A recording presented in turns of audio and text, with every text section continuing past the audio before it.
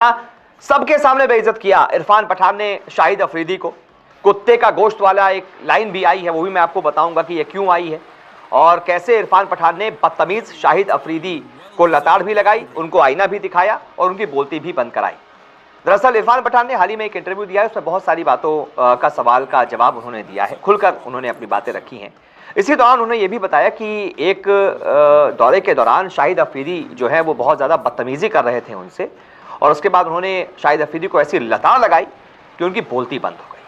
अपने आप को बहुत तुर्रम खां समझ रहे थे, सोच रहे थे एक जूनियर भारतीय लड़के को वो बेइज्जत कर लेंगे और वो लड़का बेइज्जती सह लेगा, लेकिन वो लड़का बेइज्जती कहाँ सहने वाला था, उसके अंदर तो हिंदुस्तानी खून बह रहा था। उसने पाकिस्तानी शाहिद अफरीदी की ऐसी इज्जत उतरवाई कि शाहिद अफरीदी सबके सामने शर्मसार हो गए, पानी पानी हो गए।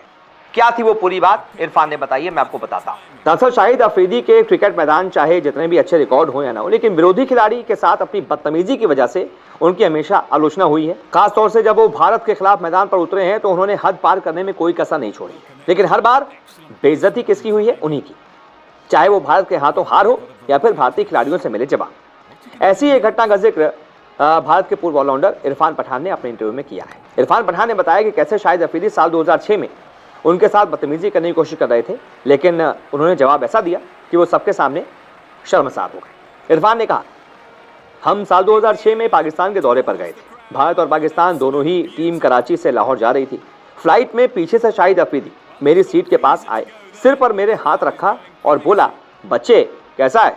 अफरीदी की हरकत इरफान को पसंद नहीं आई। उन्होंने कहा, अफरीदी ने जिस तरह से मुझसे बात की मैं हैरान होकर देखने लगा। मैंने कहा, बच्चों जैसी हरकत तेरी है, तू कब से बाप बन गया, ना मेरी दोस्ती है तुमसे, ना ही जान पहचान है, मतलब क्यों बदतमीजी करनी है। इरफान के रिएक्शन से अफरीदी बिलबिला उठे, वो रिएक्शन उनको बिल्कुल भी अच्छा नहीं लगा, बिल्कुल शांत हो गए।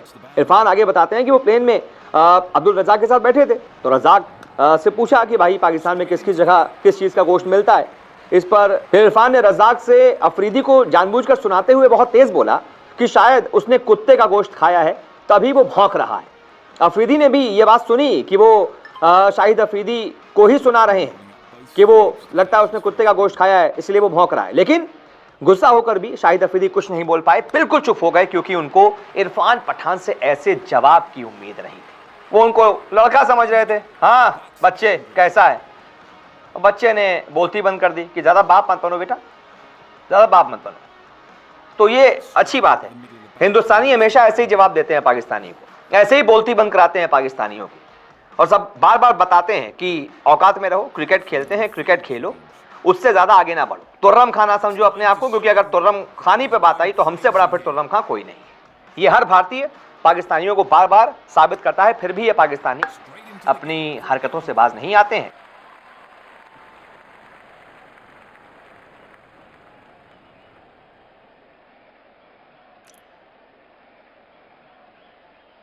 Can he do it again?